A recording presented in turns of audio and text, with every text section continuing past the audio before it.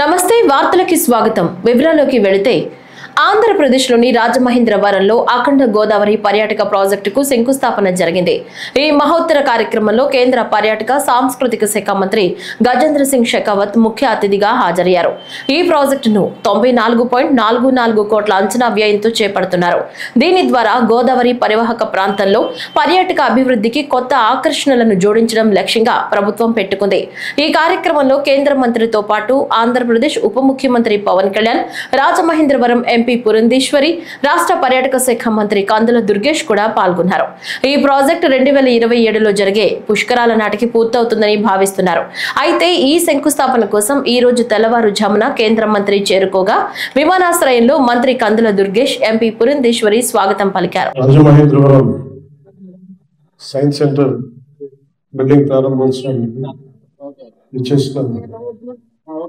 కేంద్ర పర్యాటక శాఖ మంత్రి కల్చరల్ మినిస్టర్ శ్రీ గజేంద్ర సింగ్ షెకావత్ గారికి మనస్ఫూర్తిగా ధన్యవాదాలు తెలియజేస్తున్నాను. సైన్స్ అండ్ టెక్నాలజీ సంబంధించి కేంద్ర రాష్ట్ర ప్రభుత్వాల భాగస్వామ్యంతో రాజమహేంద్రవరంలోని బొమ్మూరులో 5 ఎకరాల ప్రాంగణంలో 15,20,00,000 వ్యయంతో నిర్మించిన ఈ సైన్స్ పార్క్ ని ఈరోజు ప్రారంభించాం. ఇక్కడ ఏర్పాటు చేసిన సైన్స్ పార్క్ ఈ ఫన్ సైన్స్ గ్యాలరీ విద్యార్థులు సైన్స్ అండ్ టెక్నాలజీ పట్ల వారి ఆసక్తిని పెంచేందుకు ఉపయోగపడుతుంది. ఈ ప్రాజెక్ట్ నిర్వహణను బెంగళూరులోని Visvesvaraya industrial and technological museum ద్వారా అమలు చేయబడింది. విఐటిఎం అనేది national council of science museums పరిధిలో పనిచేస్తూ శాస్త్ర విజ్ఞానాన్ని ప్రజలకు అందించడంలో లక్ష్యంగా ఉన్న సంస్థ. విద్య, విజ్ఞానం, కొత్త ఆవిష్కరణల పట్ల ఆసక్తిని పెంపొందించే క్రమంలో సైన్స్ పార్క్ ప్రత్యేకించి మనం ఈ గోదావరి జిల్లాలకి, ఆంధ్రప్రదేశ్కి ఒక సరికొత్త మైలురాయిగా నిలవనుంది. కొత్త ఆవిష్కరణలు ప్రోత్సహించడం, విద్యార్థుల్లో విజ్ఞానాన్ని పెంపొందించడం వంటి లక్ష్యాలను ముందుకు తీసుకెళ్తున్నాం. దీనికి సంపూర్ణమైన సహకారం అందించిన మన గౌరవనీయులు ప్రధానమంత్రి గారికి వారి మరవలేనిది, అలాగే గౌరవ ముఖ్యమంత్రి గారి నేతృత్వంలో ఇది వెంటనే దీన్ని పూనుకొని పూర్తి చేయడం మనస్ఫూర్తిగా వారికి మా కృతజ్ఞతలు తెలియజేస్తా ఉన్నాం. ఈ scheme for promotion of culture of science స్పాక్స్ ద్వారా దీనికి సహకారం అందించిన కేంద్ర పర్యాటక సాంస్కృతిక శాఖ మంత్రి శ్రీ గజేంద్ర సింగ్ షెకావత్ గారికి మనస్ఫూర్తిగా ధన్యవాదాలు తెలియజేస్తా ఉన్నాం.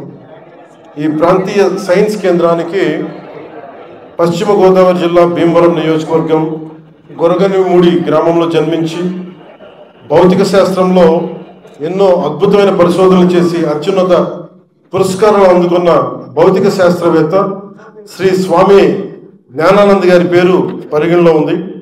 దీని ద్వారా ఆయన సేవల్ని ఈ కొత్త తరానికి తెలియజేస్తాం. Friends, we are putting up in the scientific era, and this curiosity to know how things works, it is the mother of the science and innovation through the ages. And with this curiosity sense, only we have come up to this place and we have arrived into this era of artificial intelligence and the scientific developments.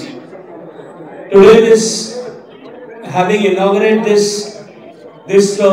beautiful science museum, I am sure it is going to benefit not only the common people, but especially to the school students, and it is going to help to inculcate the scientific aptitude, analytical thinking, innovative thinking, which is really very critical and very important for not only the development of the students, not only for the development of science and scientific aptitude among the students, but it is equally and more important for the development of for the realization of the dream which Honorable Prime Minister Modi ji have seen for our beloved country, India, during this Amrit Kaal to become our nation a developed nation. So for that only the education system in India have been changed, and with this change education system where all emphasis is more on innovative thinking and analytical thinking, I am sure that these science museums are going to play a pivotal role in getting the students and younger generations. భారత ప్రజాస్వామ్యానికి emergency ఓ మాయని మచ్చ అని, ప్రజాస్వామ్యంలో అహంకారం, నియంతృత్వ పోకడలు చెల్లవని CM Chandrababu స్పష్టం చేశారు. స్వేచ్ఛ, సమానత్వం, న్యాయం అనే రాజ్యాంగ మూలాలను ఎవరూ విస్మరించకూడదన్నారు. భవిష్యత్ తరాలకు మంచి చెడు చెప్పాల్సిన బాధ్యత ప్రజా జీవితంలో ఉన్న నేతలపై ఉందన్నారు. పాలన ఎలా ఉండకూడదో ఎమర్జెన్సీ ఒక కేస్ స్టడీ అయితే, పాలకులు ఎలా ఉండకూడదో గత 5 ఏళ్ల పాలన ఒక కేస్ స్టడీ అని అన్నారు. కూటమిగా 3 పార్టీలు కలిసి ఏడాదిలో సుపరిపాలనలో తొలి అడుగు వేశామన్న ముఖ్యమంత్రి తనను అభిమానించే తెలుగు ప్రజానికం కోసం ఆహర్నిశలు పాటు పడతారని చెప్పారు. దేశంలో ఎమర్జెన్సీ విధించి నేటికి 50 ఏళ్లు పూర్తయిన సందర్భంగా విజయవాడ తుమ్మలపల్లి కళాక్షేత్రంలో నిర్వహించిన సంవిధాన్ హత్యా దివస్ కార్యక్రమానికి ముఖ్య అతిథిగా సీఎం చంద్రబాబు హాజరయ్యారు. ముందుగా రాజ్యాంగ నిర్మాత బిఆర్ అంబేద్కర్ చిత్రపటానికి పూలమాల వేసి నివాళులర్పించారు. ఎమర్జెన్సీకి 50 ఏళ్లు, 50 సంవత్సరాల ముందు జరిగిన సంఘటన మనం అందరం కూడా ఒకసారి నెమరు వేసుకుని మళ్లీ ప్రజాస్వామ్యం పట్ల మన విశ్వాసాన్ని పెంచుకోవడం కోసం ఏర్పాటు చేసిన కార్యక్రమం. భారతదేశం అతిపెద్ద ప్రజాస్వామ్యం, 146 కోట్ల జనాభా. భారతదేశానికి స్వాతంత్రం వచ్చి 78 సంవత్సరాలైంది. 8 దశాబ్దాల ప్రయాణంలో దేశంలో ఎన్నో మలుపులు చూసింది, ఎన్నో సవాళ్లు ఎదుర్కొంది, ఎన్నో విజయాలు సాధించింది.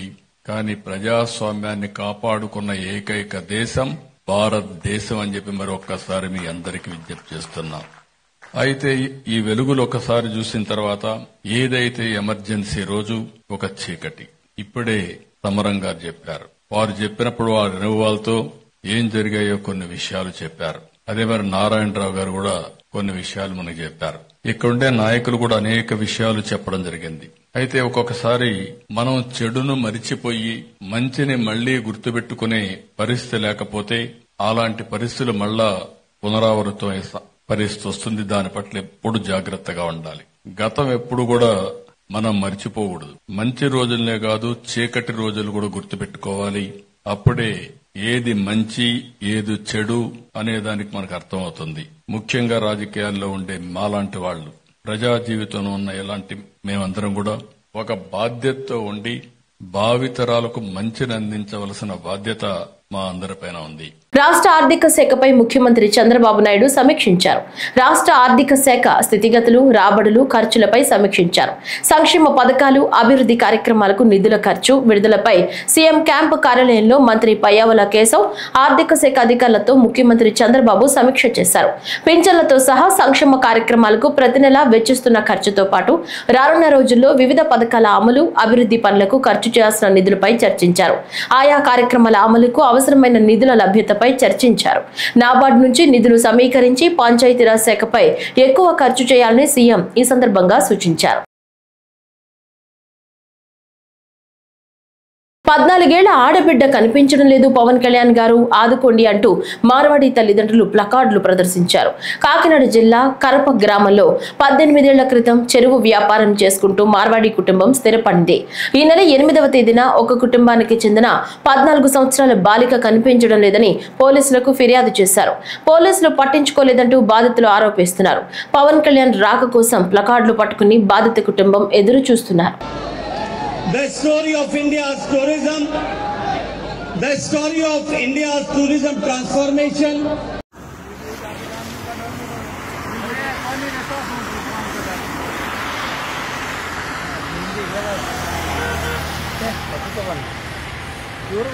పవన్ కళ్యాణ్ సార్ దగ్గర వచ్చాం. ఇవాళ ఎయిర్పోర్ట్ దగ్గర రాజమండ్రి నుంచి వచ్చింది కరపంచి.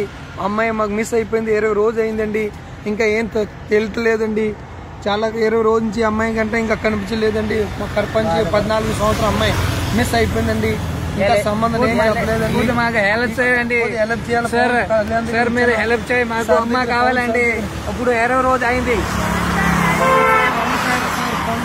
మాజీ కేంద్ర మంత్రి చింతామోహన్ సమావేశం ఏర్పాటు చేశారు. ఈ సందర్భంగా మాట్లాడుతూ ఎందుకయ్యా ఈ ప్రభుత్వం, నీ పార్టీ ఉంటే ఏంటి లేకపోతే ఏంటి అని టీడీపీపై ఫైర్ అయ్యారు. ఎందుకయ్యా నీ ప్రభుత్వం, నీ పార్టీ ఉంటే లేకపోతే ఏమయ్యా చంద్రబాబు నాయుడు గారు? ఏం చేశావు? ఉక్కు ఫ్యాక్టరీని గురించి సంవత్సరం దాటిపోయిందే, మాటలు చెప్పడం ఎందుకయ్యా? వెంటనే ఉక్కు ఫ్యాక్టరీని మరి క్యాబినెట్ లో పెట్టించి ఒక్క నెల లోపల విత్డ్రా చేస్తున్నట్టుగా తీసుకురావాలని చంద్రబాబు నాయుడిని నేను విశాఖ నుంచి మాట్లాడుతున్నాను సూటిగా. వెంటనే ఒక్క నెల లోపల ఉత్త మాటలు చెప్పాకు. 11,000 కోట్లు ఇస్తారు. ఎవడికాయ ఇచ్చేది? ఏందా నీ 1,000 కోట్లు ఎందుకయా?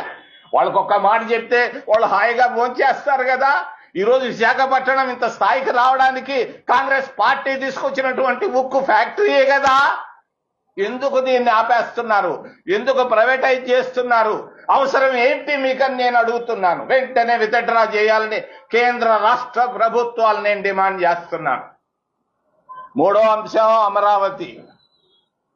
26 జిల్లాలు ఉన్నాయి. 26 జిల్లాల్లో దాదాపు 20 జిల్లాలకు అంత మనసులో సంతోషంగా లేదు. కర్నూలు నుంచి ఒంగోలు దాకా ఒక్కరు సంతోషంగా లేరు అమరావతి పైన. ఇది వాస్తవం. ఉత్తరాంధ్రలో కూడా ఎవరు సంతోషంగా లేరు. అసలు కారణం, అసలు సంగతి చెప్తాను. శివరామకృష్ణయ్య అనే ఆయన్ని కేంద్ర ప్రభుత్వం వేసింది కమిటీని. ఆయన ఏం సలహా ఇచ్చాడు? ఒంగోలు దగ్గర దొనకొండలో 1,00,000 ప్రభుత్వ భూములున్నాయి, అక్కడైతే బాగుంటుందని ఆయన కమిటీ ఇచ్చాడు కదా. దొనకొండలో ఈయనకి పనులు జరగవనుకున్నాడు. దాన్ని తీసుకొని వెళ్ళి ఆయన బంధు ప్రీతి ఎక్కువ చంద్రబాబు నాయుడికి. మీ అందరికీ తెలియదు, నాకు బాగా తెలుసు. ఆయన 50 సంవత్సరాలుగా మీ ఇద్దరం యూత్ కాంగ్రెస్ లో పనిచేసాం. 50 సంవత్సరాల నాడు తిరుపతి దగ్గర. మరి ఆయనకు బంధు ప్రీతి ఎక్కువ. ఎక్కడ బంధువులుంటే అక్కడ పనిచేస్తుంటాడు ఆయన. మరి అమరావతిలో అంటే గుంటూరులో ఆయనకు బంధువులు ఎక్కువ. ఆ బంధువుల్ని కోటీశ్వరులు చేసేదాని కొరగా అమరావతిని ఆయన తీసుకున్నాడు. ఆయన చెప్పుకొస్తుంటాడు అప్పుడప్పుడు మాటలు, బాగా బలి చెప్తున్నాడు ఈ మధ్య. మరి దేవతల రాజధాని అన్నాడు. నేను వెళ్ళి చూశాను, ఎక్కడన్నా దేవుడు కనిపిస్తాడా అని. నాకు కనిపించిందల్లా కర్రతుమ్మ చెట్లు, మరి అరటి చెట్లు, చెరుకు, ఈ తప్ప అడేమీ కనిపించటం లేదు. మరి మట్టి తీసి చూశాను, చేయబెట్టి లాగితే మూరడు మట్టి తీస్తే నీళ్లు వస్తున్నాయి. నీళ్లలో అమరావతి మరి రాజధాని కట్టడం ఎందుకయ్యా? బివి రాఘవులు, కామ్రేడ్ రాఘవులు గారు చెప్పారు, అయ్యా రాజధాని కట్టేదానికి 1000 ఎకరాలు చాలంటే 30,000 ఎకరాలు తీసుకున్నాడు. పల్నాడు జిల్లా కాంగ్రెస్ పార్టీ విస్తృత స్థాయి సమావేశం జరిగింది. ఈ కార్యక్రమానికి ముఖ్య అతిథిగా పిసిసి చీఫ్ వైఎస్ షర్మిలారెడ్డి పాల్గొన్నారు. ఈ సందర్భంగా మాట్లాడుతూ రాష్ట్రంలో కాంగ్రెస్ పార్టీ బలోపేతం అవుతుందని, విస్తృత స్థాయి సమావేశాల్లో అన్ని సూచనలు పరిగణలోకి తీసుకుంటున్నామని అన్నారు. రాష్ట్రంలో కాంగ్రెస్ బలపడడం రాజకీయంగా చాలా అవసరమని, కాంగ్రెస్ అధికారంలో వస్తేనే విభజన హామీలు సాధ్యమన్నారు. పల్నాడు జిల్లాలో కాంగ్రెస్ పార్టీ బలోపేతానికై ఈ జిల్లాకు సంబంధించిన లీడర్లు, కార్యకర్తలు అందరం కలిసి విస్తృత స్థాయి సమావేశాన్ని ఏర్పాటు చేసుకోవడం జరిగింది. దీని ముఖ్య ఉద్దేశం కాంగ్రెస్ పార్టీ బలోపేతమే. ముందు కార్యాచరణ ఎలా ఉండబోవాలి, ఏ ఇష్యూస్ టేకప్ చేయాలి, నాయకుల, జిల్లాకు సంబంధించిన కార్యకర్తల అభిప్రాయాలను, సూచనలు తీసుకోవడానికి, వాళ్ళకున్న ఇబ్బందులను తెలుసుకోవడానికి ఇక్కడికి కాంగ్రెస్ పార్టీ అధ్యక్షురాలిగా నేనే రావటం జరిగింది. కాంగ్రెస్ పార్టీ బలపడడం ఈరోజు రాజకీయంగా చాలా అవసరం. రాజకీయంగా మా పార్టీకి మాత్రమే కాదు, ఆంధ్ర రాష్ట్రానికి కూడా కాంగ్రెస్ పార్టీ బలపడాల్సిన అవసరం ఉంది. ఎందుకంటే ఒక కాంగ్రెస్ పార్టీ అధికారంలోకి వస్తే మాత్రమే ఆంధ్ర రాష్ట్రానికి సంబంధించిన విభజన హామీలలో ఏ ఒక్క హామీ అయినా నెరవేరే అవకాశం ఉంది అంటే అది ఒక కాంగ్రెస్ పార్టీ అధికారంలోకి వస్తే మాత్రమే సాధ్యమవుతుంది. బీజేపీ కేంద్రంలో 11 సంవత్సరాలుగా అధికారంలోనే ఉంది. కానీ ఒక్కటంటే ఒక్క విభజన హామీ కూడా ఇప్పటి వరకు పూర్తి చేయలేదు బీజేపీ.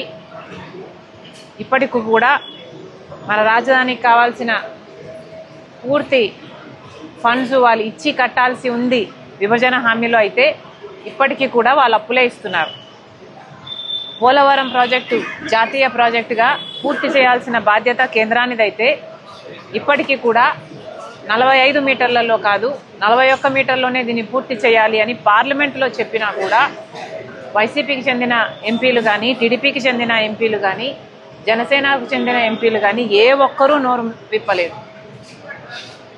ఇలా రాష్ట్ర ప్రయోజనాలను బీజేపీతో సంబంధాల కోసం అటు వైసీపీ అయినా, టీడీపీ అయినా, జనసేన అయినా ఈ నాయకులందరూ వాళ్ళ స్వార్థ రాజకీయాలు చూసుకుంటున్నారు తప్పితే రాష్ట్ర ప్రయోజనాలను బీజేపీకి తాకట్టు ఎప్పుడో పెట్టేశారు. ఏసీబీ వలకు మరో అవినీతి తిమింగలం చిక్కింది. రైతు భూమి పాస్ బుక్ కోసం 20,000 లంచం తీసుకుంటూ ఏసీబీకి వీఆర్ఓ చిక్కారు. అంబేద్కర్ కోనసీమ జిల్లా ఉప్పలగుప్తం మండలం టీ చల్లపల్లిలో లంచం తీసుకుంటూ ఏసీబీకి పట్టుబడ్డాడు. ల్యాండ్ మ్యుటేషన్ మరియు పట్టాదారు పాస్ పుస్తకం కోసం వీఆర్ఓ శ్రీమన్నారాయణ డిమాండ్ చేశాడు. భూమి మ్యుటేషన్ పాస్ పుస్తకం కోసం 20,000 లంచం డిమాండ్ చేశారు. వాళ్ళ మదర్ పేరు మీద కొనుగోలు చేసిన ల్యాండ్కి మ్యుటేషన్, అదేవిధంగా పట్టాదారు పాస్ బుక్లు ఇష్యూ చేయాలని చెప్పి టీ చల్లపల్లి గ్రామానికి చెందిన వీఆర్ఓ అయిన శ్రీమన్నారాయణ గారిని అప్రోచ్ అవ్వడం జరిగింది. అతను ఆల్రెడీ కొంత అమౌంట్ తీసుకొని ఇంకా ఏవైతే ఈ పట్టాదారు పాస్బుక్ ఇష్యూ చేయడానికి 20,000 లంచం డిమాండ్ చేయడం జరిగింది. ఎవరైతే కంప్లైంట్ ఉన్నారో శ్రీరామ్ గారికి అది ఇవ్వడానికి ఇష్టం లేక ఏసీబీ వాళ్ళని అప్రోచ్ అయ్యారు. మేము ఈరోజు మధ్యాహ్నం 3 గంటలకి ఈ ఎవరైతే వీఆర్ఓ గారు శ్రీమన్నారాయణ గారు ఈ కంప్లైంట్ నుంచి 20,000 వాళ్ళ ఇంటి దగ్గరగానే తీసుకుంటుండగా మేము రెడ్ హ్యాండెడ్గా పట్టుకోవడం జరిగింది. తర్వాత ఏదైతే జ్యుడిషియల్ రిమాండ్కి కావాల్సిన ప్రొసీజర్స్ అన్ని కూడా కంప్లీట్ చేస్తున్నాం. పీపుల్ అందరికీ రిక్వెస్ట్ ఏంటంటే ఎవరైనా సరే మిమ్మల్ని లంచం డిమాండ్ చేస్తే మాత్రం ఏసీబీ వాళ్ళని అప్రోచ్ అవ్వండి. మేము ఇమీడియట్గా యాక్షన్ అనేది తీసుకోవడం జరుగుతుందండి. థ్యాంక్ యూ అండి. వైసీపీ అధినేత వైఎస్ జగన్మోహన్ రెడ్డిపై కాంగ్రెస్ ఆంధ్రప్రదేశ్ అధ్యక్షురాలు వైఎస్ షర్మిల సంచలన వ్యాఖ్యలు చేశారు. బెట్టింగ్ లో చనిపోయిన అతనికి విగ్రహం పెట్టడమే తప్పని, అలాంటిది ఆ విగ్రహ ప్రారంభానికి వెళ్లి ఇద్దరిని బలి తీసుకుంటారా అని తీవ్ర ఆగ్రహం వ్యక్తం చేశారు. జగన్ క్షమాపణ చెప్పకుండా ఫేక్ వీడియోని మభ్యపెట్టడం దారుణమన్నారు. జగన్ కి మానవత్వమే లేదని, ఉంటే సింగయ్య కుటుంబాన్ని ఎందుకు పరామర్శించలేదని ప్రశ్నించారు.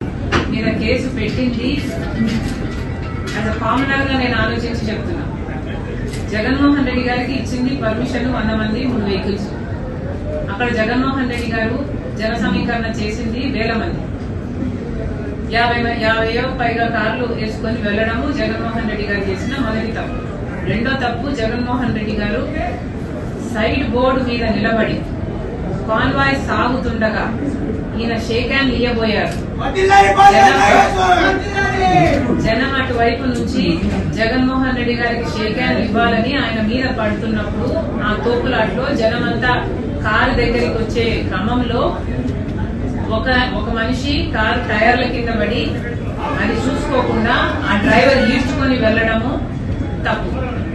బేసిక్ గా ఇక్కడ ఉల్లంఘన జరిగింది డ్రైవర్ వల్లే, కాదని ఎవరు అంటలేదు. ఇది యాక్సిడెంటే, డ్రైవర్ కూడా కావాలని చేశారని ఎవరు అంటలేదు. కాకపోతే ఆ పరిస్థితుల్లో అన్ని గమనిస్తే తప్పులు చాలా వైపుల నుంచి జరిగాయి. పోలీసులు 100 మందితో వెళ్ళమంటే 1000 మంది లేకపోతే 1000 మంది అక్కడ ఎందుకున్నారు? జగన్మోహన్ రెడ్డి గారు సైడ్ బోర్డు మీద ఎందుకున్నారు? యాక్సిడెంట్ జరిగి ఆ మనిషి టైర్ కింద పడితే పక్కన మనుషులు కారు ఆపమంటే ఆ మనిషిని పక్కకు లాగి పడేసి మళ్లీ కాన్వాయ్ వెంటనే సాగిపోవడం ఏమిటి? కనీసం 2 నిమిషాలు ఆగి ఆ మనిషి ఎలా ఉన్నాడు, ఆ మనిషికి ఏమైంది, ఆ మనిషికి వెనకాల అంబులెన్స్, వాళ్ళ టీంలో అంబులెన్స్ ఉంటే అంబులెన్స్, లేకపోతే ఏదైనా చేయాల్సిన అవసరం ఉంది కదా. అది కూడా వాళ్ళ కార్యకర్తే కదా, వైసీపీ కార్యకర్త అయ్యుండి జగన్మోహన్ రెడ్డి గారికి షేక్ హ్యాండ్ ఇయ్యబోయి ఆయన వాళ్ళ కారు కిందనే పడితే కనీసం పట్టించుకోకుండా, కనీసం మానవత్వం లేకుండా దాటుకొని వెళ్లడం తప్పు. ఇలా డిఫరెంట్ స్టేజెస్ లో చాలా మంది తప్పులున్నాయి కాబట్టి వాళ్ళ మీద కేసులు పెట్టారేమో. ఐఎమ్ నాట్ ద పోలీస్, ఎందుకు ఇచ్చారో నేను చెప్పలేను. వాళ్ళు ఏమైనా నోటీస్ ఇస్తేనో లేకపోతే కార్ సీజ్ చేస్తేనో I'm sure they know the procedure and the process. Ambedkar Konaseema జిల్లా కొత్తపేట మండలం మందపల్లిలో వేంచేసి ఉన్న మందేశ్వర స్వామివారి ఆలయంలో భక్తులకు అన్ని మౌలిక సదుపాయాలు కల్పించేందుకు కృషి చేస్తానని దేవస్థానం నూతన సహాయ కమిషనర్ కార్యనిర్వహణాధికారి డి సురేష్ బాబు తెలిపారు. దేవస్థానం కార్యాలయంలో ఆయన నూతన కార్యనిర్వహణాధికారిగా బాధ్యతలు చేపట్టారు. ఈ సందర్భంగా మాట్లాడుతూ భక్తులకు మెరుగైన సౌకర్యాల కల్పన, దేవస్థానం అభివృద్ధి పనులపై ప్రత్యేక శ్రద్ధ పెడతానని చెప్పారు. దేవస్థానంలో ప్రత్యేకమైన తైలాభిషేకాలకు భక్తులు స్వచ్ఛమైన నువ్వుల నూనె మాత్రమే వాడాలని సూచించారు. అంబేద్కర్ కోనసీమ జిల్లా కొత్తపేట మండలం మందపల్లి గ్రామంలో వేంచేస్తున్న పవిత్ర క్షేత్రం మందేశ్వర స్వామివారి దేవస్థానం కార్యనిర్వహణ అధికారిగా ఎగ్జిక్యూటివ్ ఆఫీసర్గా ఈరోజు బాధ్యతలు స్వీకరించి ఉన్నాను. నేను రాజానగరం అన్నదాన సత్రం నుంచి ఇక్కడికి వచ్చాను. ఇక్కడ సహాయ కమిషనర్ అండ్ ఎగ్జిక్యూటివ్ ఆఫీసర్గా పదవి బాధ్యతలు ఈరోజు నేను స్వీకరించాను. మన మందపల్లిలో వేయించేసిన శనీశ్వర దేవస్థానం అంటే మందేశ్వర స్వామి దేవస్థానం భారతదేశంలో శనీశ్వరుడితో స్థాపించబడ్డ శనీశ్వర శివలింగం మందపల్లిలోని గ్రామంలోనే వేయించేసి ఉన్నది. కావున దేశ విదేశాల నుంచి వచ్చే భక్తులు కానీ రాష్ట్రం నుంచి వచ్చే వివిధ భక్తులకు కానీ ఈ శనీశ్వర స్వామి దేవస్థానం నందు స్వచ్ఛమైన నువ్వుల నూనెతో గానుగు నూనెతో అభిషేకం చేస్తే వారి కోరికలు ఫలిస్తాయి. ఖచ్చితంగా ఇక్కడికి వచ్చే భక్తులందరికీ మరిన్ని మెరుగైన సౌకర్యాలు నేను కల్పించడానికి కృషి చేస్తున్నాను. ఇక్కడ ముఖ్యంగా ఏంటంటే భక్తులకి మనవి, నా విజ్ఞప్తి ఏంటంటే మీరు స్వచ్ఛమైన గానుగు నూనె తీసుకోండి. స్వచ్ఛమైన గానుగు నూనెతోటి అభిషేకం చేస్తేనే ఈశ్వరుడు మెచ్చి మీ ప్రార్థనలు ఫలిస్తాయి, మీ కోరికలు ఫలిస్తాయి. స్వచ్ఛమైన గానుగు నూనె వాడటానికే ట్రై చేయండి. ఇక్కడికి వచ్చిన భక్తులకి ఏంటంటే సౌకర్యం మెయిన్. వాళ్ళ బ్యాగులు, వాళ్ళ వచ్చిన సామాన్లు, పెట్టెలు అన్నీ దాచుకోవటానికి ఒక హాలు నిర్మిస్తున్నాం. వచ్చిన భక్తులకు అభిషేకం చేసుకోవడానికి అభిషేకం కాంప్లెక్స్ ఒకటి ఈ పుష్కరాల నిధులతో తీసుకుని కాంప్లెక్స్ నిర్మాణం చేద్దామని చూస్తున్నాం. ఎమ్మెల్యే బండారు సత్యానంద గారి ఆశీస్సులతో నేను ఈ పదవిలోకి వచ్చాను. కాబట్టి వారి ఆశలకు అనుగుణంగా గవర్నమెంట్గా పేరు తెచ్చే విధంగా మొత్తం అన్ని భక్తులకి సౌకర్యాలు, మరిన్ని సౌకర్యాలు, మెరుగైన సౌకర్యాలు ఏర్పాటు చేయడానికి నేను కృషి చేస్తున్నాను. విశాఖలో భారీగా పీడీఎస్ బియ్యం పట్టుబడ్డాయి. పేదలకు అందించాల్సిన బియ్యం 3 లారీల నిండా తరలిస్తున్నారు. పార్టీ అండతో విశాఖలో పీడీఎస్ బియ్యం మాఫియా రెచ్చిపోతున్నట్లుగా స్థానికులు ఆరోపిస్తున్నారు. మహబూబాబాద్లోని ముకుందా థియేటర్లో రాత్రి కుబేర సినిమా సెకండ్ షో చూస్తుండగా ఒక్కసారిగా ప్రేక్షకుల మీద ఊడిపడిన సీలింగ్ పైకప్పు పలువురికి స్వల్ప గాయాలయ్యాయి. దీంతో థియేటర్ యాజమాన్యంతో ప్రేక్షకులు రాత్రి గొడవకు దిగారు. నిర్లక్ష్యంగా వ్యవహరించిన థియేటర్ యాజమాన్యంపై చర్యలు తీసుకోవాలని డిమాండ్ చేస్తున్నారు.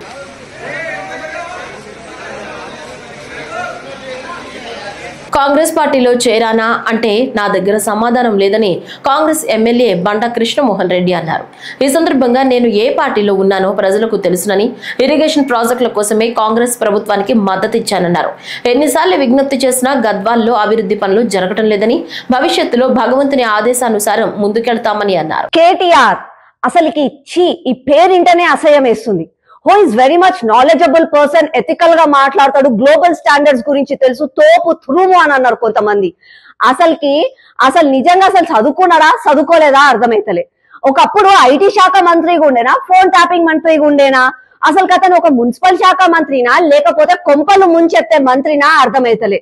మనము పోరాడి తెచ్చుకున్న తెలంగాణకి నీళ్లు నిధులు నియామకాలు వస్తాయని చెప్పి మనం ఆశ పడితే ఈ కల్వకుంట్ల కుటుంబం రూపంలో 10 సంవత్సరాలలో మనకి కుంభకోణాలు, లిక్కర్ స్కాములు, ఈ ఫోన్ ట్యాపింగ్లు. అసలుకి నిజంగా కూడా కేటీఆర్ ఫోన్ ట్యాపింగ్లు చేసి కుటుంబం మధ్యలో, భార్యాభర్తల మధ్యలో మాటలినే అంత అసలు దౌర్భాగ్యం ఏముంది, అలా ఆనందం ఏముందో అర్థమైతలే. భార్యాభర్తలు మాట్లాడుకునే సంభాషణలు విని వాళ్ళ మధ్యలో గొడవలు పెట్టి వాళ్ళు విడిపోయేటట్టుగా కూడా చేసిండంట. అసలుకి ఏం సంతోషమో ఏం శునకానందమో అర్థమైతలే. వాళ్ళ అయ్యనేమో కేసీఆర్ గారు 80,000 పుస్తకాలు చదివినా అని అంటాడు. అతను ఉద్యమకారుడే కావచ్చు, కానీ పాపం ఈ వయసులో రామకృష్ణ అనుకునే వయసులో ఒక బిడ్డనేమో లిక్కర్ స్కామ్, ఒక బిడ్డనేమో ఫోన్ ట్యాపింగ్. అసలు నిజంగా కూడా మన తెలంగాణకి ఇలా అవసరమా? ఇట్లాంటి నాయకులు అంటే ప్రైవేట్ కాన్వర్సేషన్స్ ని సిబిఐ అంటే మొత్తం కూడా జడ్జిలది, ఐఏఎస్ ఆఫీసర్లది, ప్రభుత్వ ఉద్యోగస్తులది, మళ్ళా ప్రతిపక్ష నాయకులది, సొంత నాయకులది కూడా, సెలబ్రిటీలది, మళ్ళా సామాన్య ప్రజల సంభాషణలని ఆనందపడే మనిషి ఇట్లాంటి నాయకుడు నిజంగా తెలంగాణ సమాజానికి అవసరమా? ఒక ప్రైవేట్ కాన్వర్సేషన్ ఇన్నాడంటే హౌ అనెథికల్ హీఈస్ అని అర్థమవుతుంది. నాలెడ్జబుల్ పర్సన్ అంటారు, but I feel he is the most stupidest person in Telangana. ఇప్పటికైనా కాంగ్రెస్ ప్రభుత్వం రేవంత్ రెడ్డి గారు వీళ్ళకి శిక్ష వేయించండి. మీకు చేత కాకపోతే సిబిఐ ఎంక్వైరీ చేయించండి. అంతేగాని నాదేమో ఓటుకు నోటు కేసు, ఈయనదేమో ఫోన్ ట్యాపింగ్ కేసు, రెండు మాఫీ అంతే మాత్రం తెలంగాణ సమాజం ఊకోదు. వాళ్ళకి ఏం చేసింది? ఆ రోజు వాళ్ళు చేసిన తప్పులను ఎదిరించి ఓటేయకపోతే ఫామ్ హౌస్ కాల్ చేరుకున్నారు. మళ్ళా కేటీఆర్ ఇప్పటికైనా తెలివి తెచ్చుకోండి. మళ్ళా 3.0 అభి బాకీ హే, అభి హమ్ ఆయేంగే, సింహం రాబోతుంది, ఇట్లాంటి పిచ్చి మాటలు మాట్లాడిననుకో, ఒక్కసారి తెలంగాణ ప్రజలు గిట గట్టిగా ఆలోచించుకున్నారనుకో మళ్ళా పోవడానికి ఫామ్ హౌస్ కూడా గతుండదు, దాచుకోవడానికి ఏమి కూడా మీకు గతుండకుండా అవుతుంది. ఇప్పటికైనా తెలంగాణ సమాజానికి క్షమాపణ చెప్పండి. తప్పు చేసిన వాళ్ళందరూ బయటికి రండి. టీటీడీ ఎస్వి ప్రాణదాన ట్రస్ట్ కు 1 కోటి రూపాయల విరాళం గూగుల్ వైస్ ప్రెసిడెంట్ ఎన్ఆర్ఐ తోట చంద్రశేఖర్ ఇచ్చారు. టీటీడీ చైర్మన్ బిఆర్ నాయుడిని క్యాంపు కార్యాలయంలో కలిసి విరాళం చెక్కుని అందజేశారు. దాతను అభినందించారు చైర్మన్.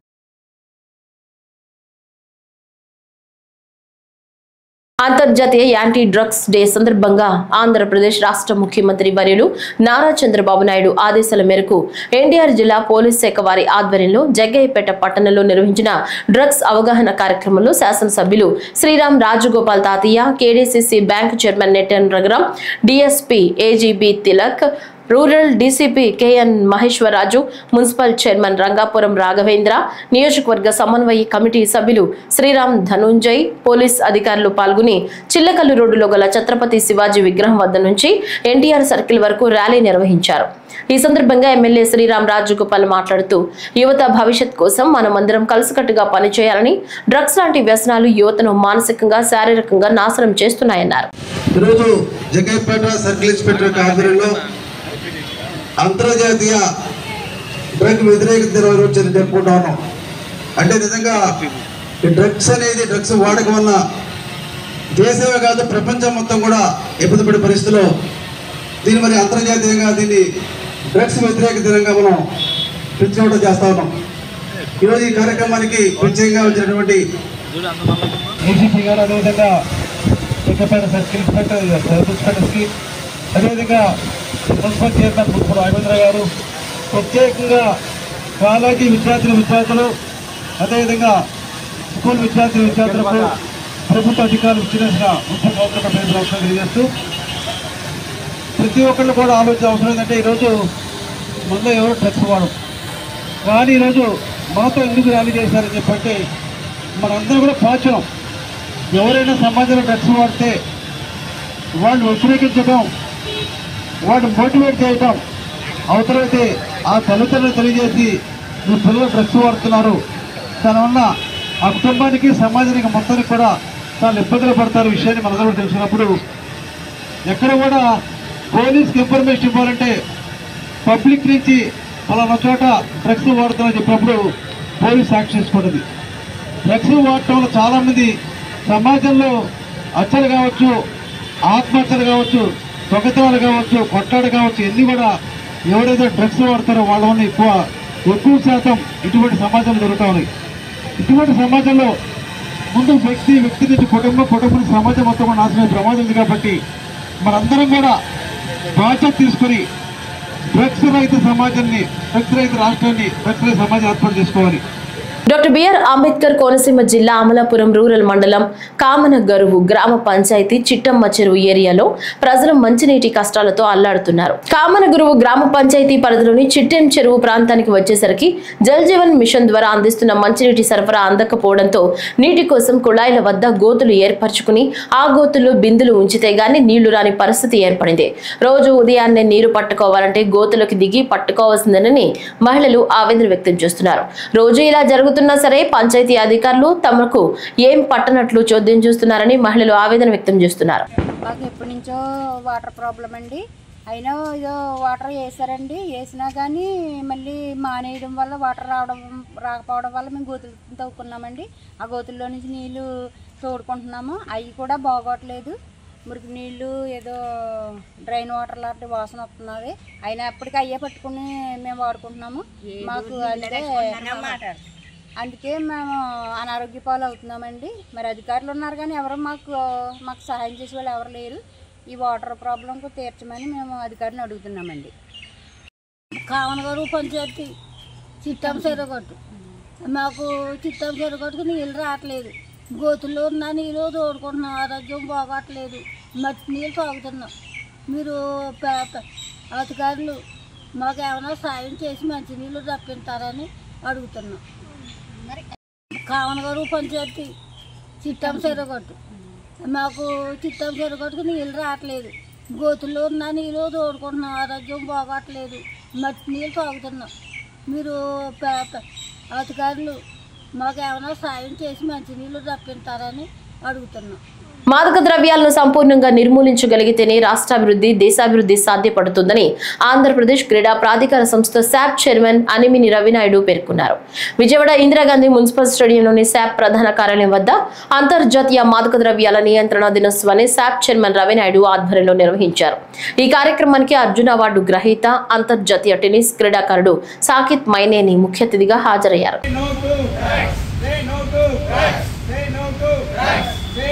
పచ్చని భూమిని కాపాడుకుంటూ చెట్లని చిన్ననాటి నుంచే నాటుతో వాతావరణంలో కాలుష్యాన్ని నిర్మూలించాలని కడప జిల్లాకు చెందిన కోటా కార్తీక్ అనే డిగ్రీ చదివే విద్యార్థి మరియు సైకిల్ పై భారతదేశ యాత్రలో భాగంగా గుంటూరు వచ్చారు. సేవ్ ఎర్త్ సేవ్ ట్రీస్, భూమిని కాపాడుకుందాం చెట్లను నాటుదాం అనే కార్యక్రమం స్ఫూర్తితో దారిలో చెట్లు నాటుతూ కాలుష్యరహిత భారతదేశ నిర్మాణం జరగాలని ఆయన ఆకాంక్షిస్తూ దేశ పర్యటనలో భాగంగా గుంటూరు వచ్చిన సందర్భంలో తెదేపా నేత బ్రాహ్మణ చైతన్య వేదిక రాష్ట్ర అధ్యక్షుడు సిరిపురపు శ్రీధర్ ని కలిశారు. బ్రాహ్మణ చైతన్య వేదిక చాణక్య ఫ్రెండ్ సర్కిల్ వారు సైకిల్ యాత్రకు సంఘీభావం తెలియజేశారు. అతనికి భోజన వసతి సౌకర్యాలు ఏర్పాటు చేసి ఆయన్ను గుంటూరు నుంచి సిరిపురపు శ్రీధర్ జెండా ఊపి అతని యాత్రను తిరిగి ప్రారంభింపజేశారు. గత 3 నెలల నుంచి సైకిల్ యాత్ర చేస్తున్నా. ఇది వచ్చేసి ఫస్ట్ వచ్చేసి కడప టు కన్యాకుమారి, గోవా, ఫస్ట్ వచ్చేసి Tirupati to Kanyakumari, Kadapa to Goa, Bengaluru to Odisha third ride ఇది. కారణంగా ఈరోజు గుంటూరుకి తెచ్చాను. ఇంత మంచిగా రిసీవ్ చేసినందుకు థ్యాంక్ యూ సో మచ్. ప్రతి ఒక్కరు మంచిగా సపోర్ట్ చేశారు గుంటూరులో. నాకు చాలా ఆనందంగా ఉంది. ఇంత మంచిగా సపోర్ట్ చేసినందుకు ప్రతి ఒక్కరు కూడా చెట్లను నాటండి, ఆరోగ్యంగా కాపాడుకోండి, మీ హెల్త్ని కూడా. Save trees save earth.